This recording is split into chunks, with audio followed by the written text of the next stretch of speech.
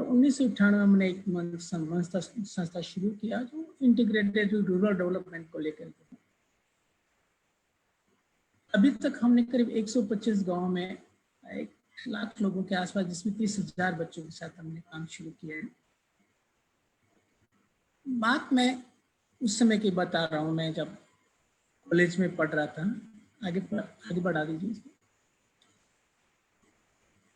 दिल में कॉलेज की पढ़ाई करता, शाम को अपने गांव में बच्चों को पढ़ाता जो दिन में गाय भैंस बकरी और अपना दूसरा काम काज करते हैं। एक दिन का जब बच्चे परिचय दे रहे थे तो उन्होंने इतना लंबा चौड़ा परिचय दिया और मेरे दिमाग का पहले उन्होंने खिड़की खोला, जिनको मैं समझ रहा था कि मैं इन बच्चों को पढ़ा रहा हूँ। मुझे समझ में आया नहीं, मैं तो सिर्फ उनको साक्षर कर रहा हूँ, ये तो कितना ही बेहतरीन तरीके से शिक्षित है। जिसके बाद मैं सिर्फ बकरी लिखना पढ़ा रहा था, लेकिन वो तो बकरी को जानते हैं पूरा। मैं जिस पेड़ का चित्र इनको बनने सिखा रहा था, उस पेड़ पे तो 1 घंटों पर रहते हैं, उस पेड़ को काटते हैं, नया पेड़ लगाते हैं, अपनी बकरी का पेट भर के और घर लाते हैं। उस समय से मेरा अपना खुद का मैं अंदर से बदल गया। और क्योंकि शिक्षा जब आती है तो इंसान ऊपर से नीचे से बदलता है, उसका खोपड़ी बदलता है। और इसी बदलाव ने मुझे एक नई दुनिया देखने का एक नया नजरिया दिया। और सबसे नजदीक मेरा, मैं जिस कमला को अपना पत्नी मानता था, आगे चलाइए, और सिर्फ एक मामूली गृहिणी, लेकिन उस नजरिया ने मुझे बताया कि जो महिला सुबह 5 बजे से लेकर रात 11 बजे तक जगती है, जिसमें उसकी जिंदगी में कोई नकलीपना नहीं, जिसका अपना खुद का विजन किसी कॉलेज यूनिवर्सिटी में नहीं गई, लेकिन खुद का विजन, खुद का मिशन और उसको अचीव करने का ताकत। और ये मिली मुझे उस एक नए अंदाज में। और इसी ने मुझे कहा कि मुझे और बच्चों के साथ और शिक्षा के साथ काम करना चाहिए, क्योंकि शिक्षा एक ऐसी चीज है जो दुनिया में बेहतरी ला सकती है। और उसी को लेकर के एक और घटना, क्योंकि जब बच्चों के साथ काम कर रहा था, स्कूली एजुकेशन का अपनी एक सीमा है, क्योंकि लोगों को आज चाहिए, उनका जिंदगी को आज ठीक करना है। स्कूल पढ़ेंगे, पास करेंगे, पाठ्यक्रम देगा, जब जाके हम जिंदगी, आज मुझे चाहिए कि मेरी जिंदगी आज कैसे ठीक हो। तो ऐसे ही एक और घटना नोसल गांव में, जो युवा प्रोफेसर, शहर से कुछ युवा लोग गए थे, 3 महीने के लिए उस गांव में रुके। उन्होंने महिलाओं का एक स्कूल शुरू किया। शाम को स्कूल पढ़ाते। स्कूल में क्या पढ़ाते? नरेगा के बारे में, जॉब कार्ड के बारे में, राशन के बारे में, पंचायत के बारे में, पेंशन के बारे में, इंश्योरेंस के बारे में, बैंक के बारे में, जो उनकी रोज जिंदगी में काम आती है, वही चीज शाम को पढ़ा रहे थे।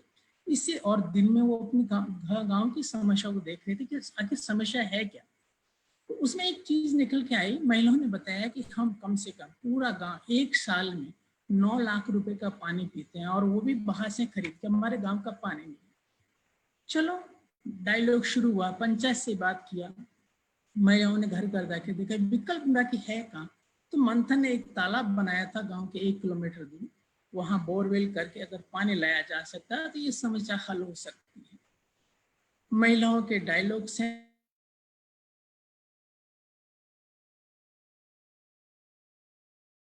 कोरोना वायरस में जब कहते हैं कि बार बार हाथ साफ करो, जहाँ पीने का पानी नहीं है तो हाथ कैसे साफ करेंगे। और उन महिलाओं के, उन युवाओं के प्रयास से हर घर में 10,000 लीटर यानी 10 लाख लीटर एनी टाइम उस गांव में पानी है, जो 100 साल के बाद लोगों ने अपना गांव का पानी पिया। इसी सोच ने हमें समझ में आया कि क्या हम आगे ऐसे ही युवाओं के साथ काम करें, जो फैशन के साथ हैं, जुनून के साथ हैं, जो खुद भी कम्युनिटी से सीखे, कम्युनिटी को दें, मदद करें, मोबिलाइज करें, और उनकी आज क्या समस्या, उनकी जिंदगी को आज कैसे ठीक कर सकते हैं, ऐसा काम करें। तो हमें एक फेलोशिप को लंबा बड़े एरिया में और एक व्यवस्थित तरीके से चलाने का प्लान आया। आगे चलाइए, नेक्स्ट निकालिए। तो उस आइडिया में यह आया कि हमने एक कल्पना किया, नहीं वो पीछे वाला स्लाइड, हाँ, हमने एक प्रॉब्लम हमारी क्या है कि अभी गांव में समस्या तो है, लेकिन शिक्षा की कोई बात ही नहीं कर रहा है। जब शिक्षा की बात ही नहीं करेगा तो शिक्षा आएगी कैसे। शिक्षा समाज का कोई प्राथमिक मुद्दा ही नहीं है। दूसरी चीजें राजनीति ये है, लेकिन शिक्षा कोई बात नहीं की। इवन पढ़े लिखे लोग की शिक्षा की कोई बात ही नहीं करते हैं। तो आइडिया ये आया कि एक छोटा सा 3 महीने के प्रयोग ने पूरे गांव में एक बदलाव लाया। तो हम ये है कि ऐसे युवा साथी आए, बच्चों के साथ क्वालिटी एजुकेशन पढ़ाई का काम शुरू करें, कम्युनिटी के साथ काम करें, और फिर एक सोशल लीडरशिप डेवलप हो उनमें, जो आगे जाकर के एक नेटवर्क के माध्यम से पूरा का पूरा बदलाव करे। जो उसमें हमारा यही था कि एक दिन हमारे सभी बच्चे एक क्वालिटी एजुकेशन लेंगे और एक सोशल लीडरशिप बन करके हमारे समाज को बेहतरीन बनाएंगे। ये एक कल्पना थी हमारे दिमाग में, लेकिन हम ढूंढ रहे थे कि कोई एक ऐसा मजबूत बैक सपोर्ट हमें मिले ताकि हमारी कल्पना को हमें फील्ड में दिखता हो, जिंदा दिखाए। तो उसी समय हमें वहीं से मदद मिली। TFX के बारे में सुना, हम लोग गए और दिखाइए, नेक्स्ट स्लाइड दिखाइए।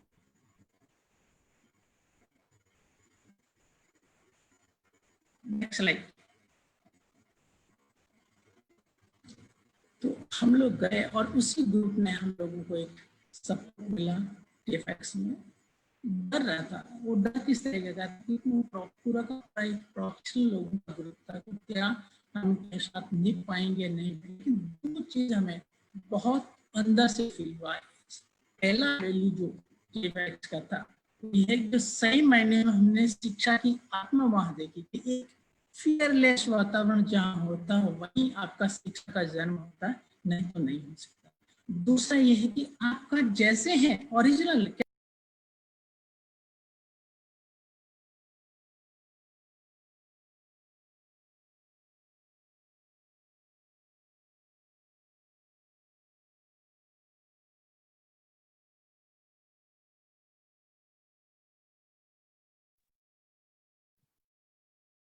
network issue.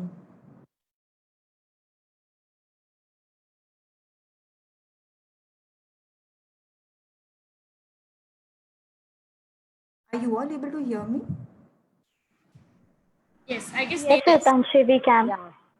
Okay. Tejaramji has some network issues. We can wait for a minute for him to come back.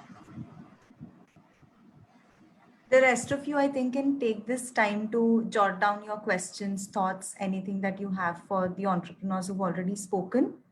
We'll wait for a minute, and if Tejaramji is not back by then, we'll move on and ask him to share a little later.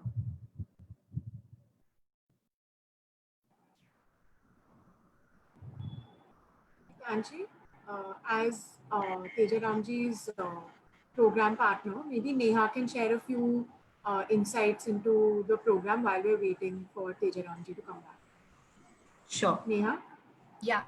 Passing on to you. Yeah, so Tejaramji, the passion with which Tejaramji talks about his fellowship, it is actually visible in the kind of work he's doing in his community and the kind of people he's trying to get on board who have the capacity, skills and knowledge to work with children and with the community. He aims at through his fellowship that right now the problem in Kotri is that a lot of people, they migrate to cities in looking for work, and they end up living lives that do not end up in a lot of favorable conditions. And hence Tejaramji envisions that through his fellowship model, he'll be able to mobilize the youth of the village, empower them and empower the children, so that the people, the youth from Kotri do not have to leave their roots, their villages, their homes and go out to the nearby cities and work there away from their families.